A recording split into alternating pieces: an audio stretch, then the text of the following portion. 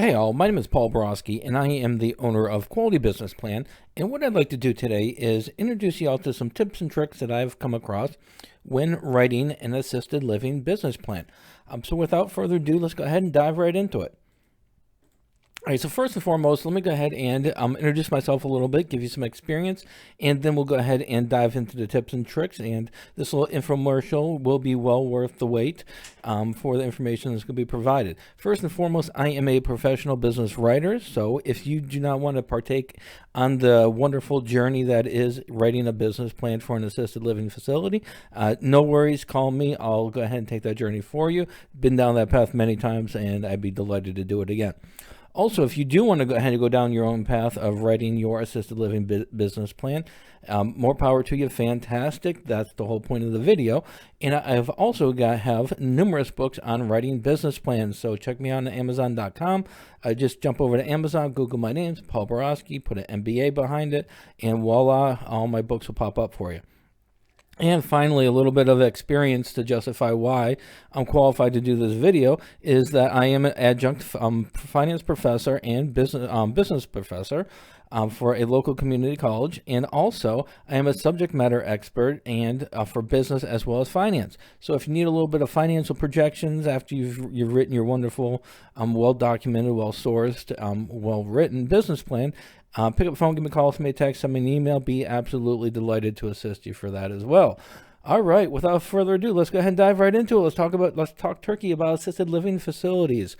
So when I work with my assisted living facility business owners, they usually do they do an excellent job with describing the business. They do a good job with, explaining their qualifications on how, why they're qualified to do this. They do a good job with the location, and, they do a good job with identifying the target market and who they're going to serve.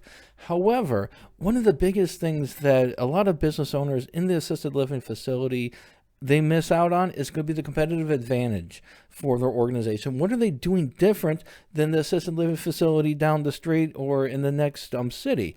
One of the big differentiating factors for assisted living facility businesses is their amenities. What do you offer your residents? Do you do weekly trips to local shopping facilities? Do you take trips to the park? Trips to the beach? What do you do for them on a daily basis? Is there more than one dining option? Are there arts and crafts, or do you have different classes? Is there spiritual aspects of the offerings on a daily basis or a weekly basis? Talk about your amenities. See how you can differentiate from your competitors based on your amenities. Usually, that's for some residents that could be a deciding factor. Tip number 2.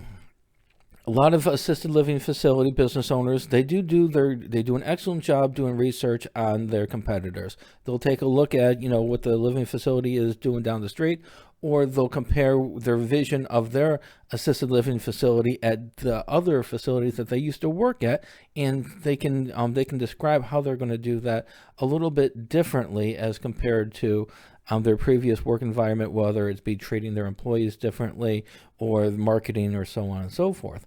However, in my most humble of opinions, I don't think that a business owner, especially in the assisted living facility business, should start with their industry research with identifying and examining their competitors. In my most humble of opinions, the first place I would start, and I do start when I do my industry research, is I take a look at what's going on in the assisted living facility business on a national level. What are the big boys doing? What are they doing over in New York, and what are they doing over in LA? Some great sources to get that kind of information is going to be your National Center for Assisted Living. It's going to be your senior housing and care industry support. They're going to give you statistics on what's going on in the industry, whether the revenues are growing, whether it's declining. They're going to talk about some new amenities that are being offered. They're going to talk about some trends that are happening in the industry.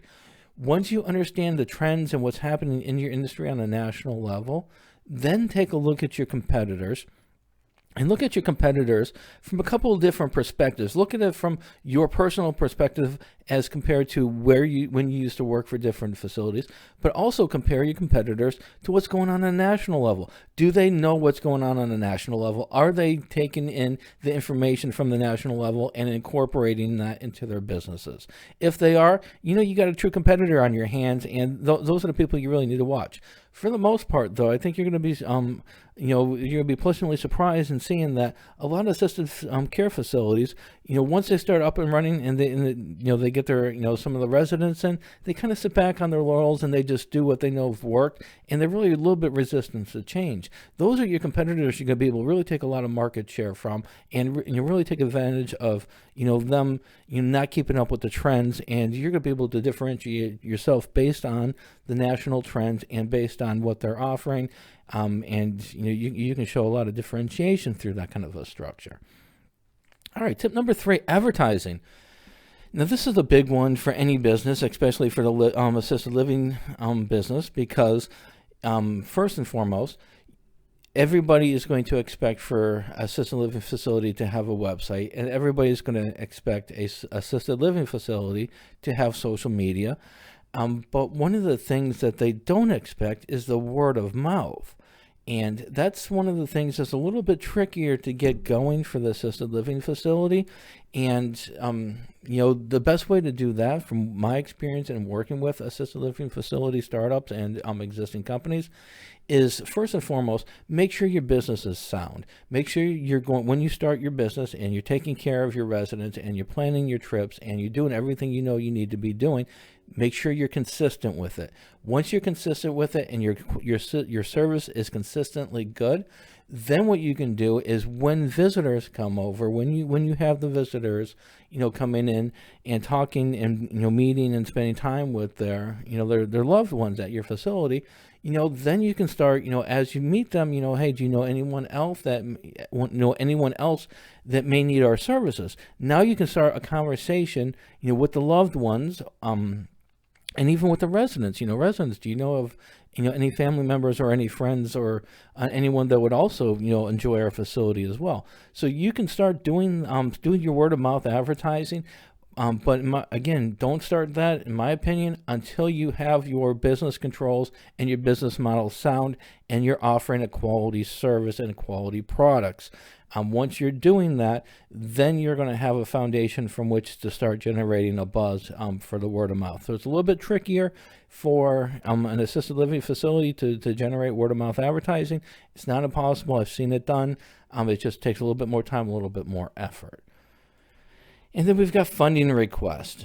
Every business that's ever been started, every business that'll ever be started, it needs money. I don't care if you're making a lemonade stand, you're going to need lemons, you're going to need water, you're going to need sugar, and you're going to need a place to put your jug on. You're going to need a little bit of a table. You're going to need to spend money in any business I can possibly think of in order to do. Now, there's a couple different ways you can get money. You can come up with the money yourself, or you can go ahead and borrow the money or take on a partner. Regardless if you're going to come up with the money yourself or you're taking a partner or you're going to get a loan, make sure to have a funding request page in your business plan. In the funding request page, first and foremost, within the first sentence or two, this is the way I do it, is I always state explicit dollar amount that I need or that my client needs to start their business.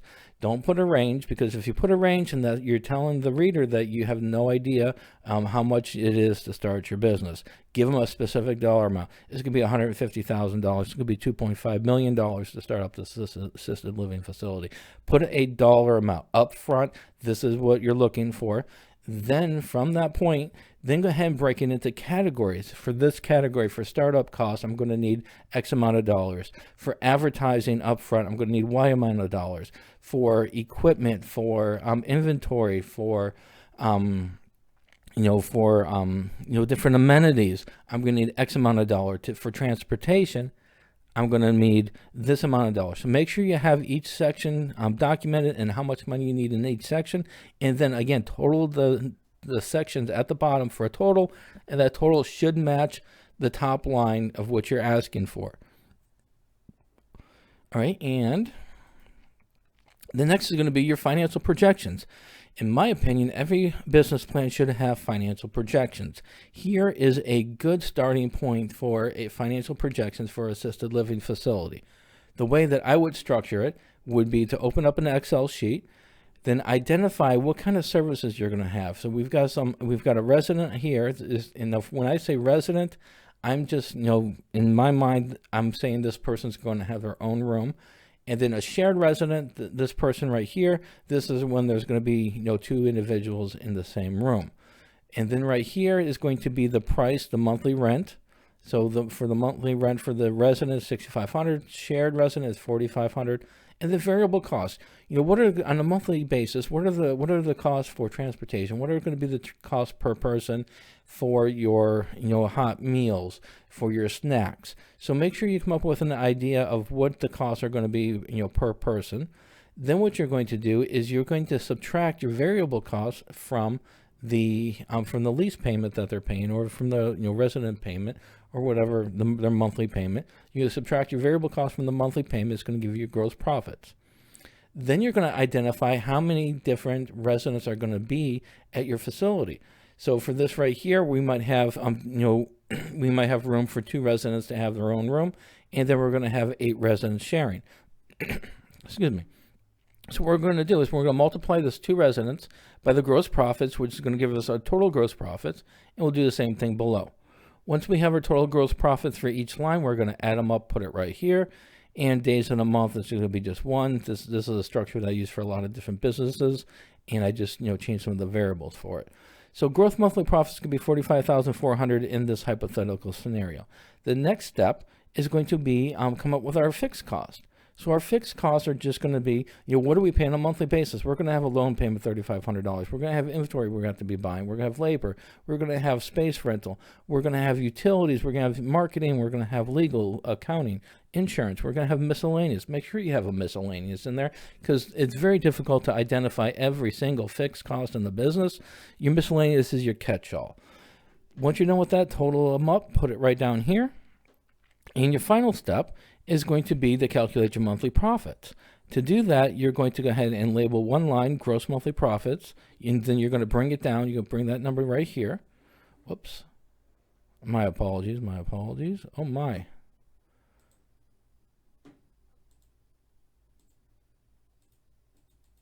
Sorry about this.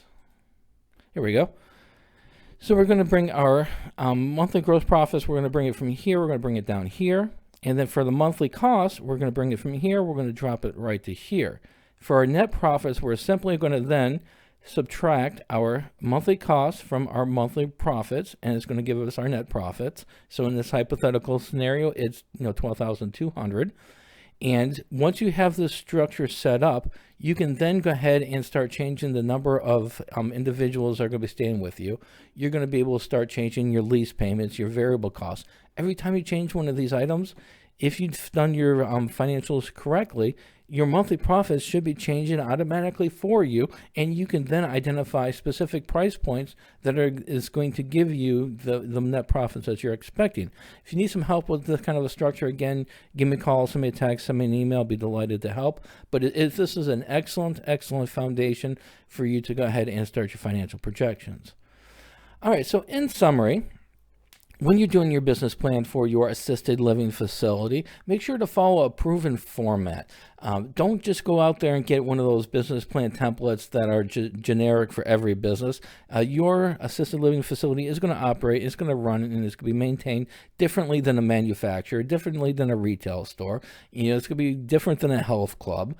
So you're going to need a business plan structure that is aligned with your assisted living facility needs. So make sure you get that. You can go to the SBA website, or you can go ahead and go to my website, and I'll give you that information. And I do templates all the time for assisted living facility. Be delighted to help you with it as well. Next is going to be keep the start of the show as the business. Yes, you might be a nurse, or you might be a doctor, or you might be, whatever your background is. And that's fantastic, and your personal experiences are going to support your business, and it's going to show why it's going to be successful. But don't make you the start of the show for your business plan. Make sure your business plan, the star of the show, is the actual business. Talk about the business.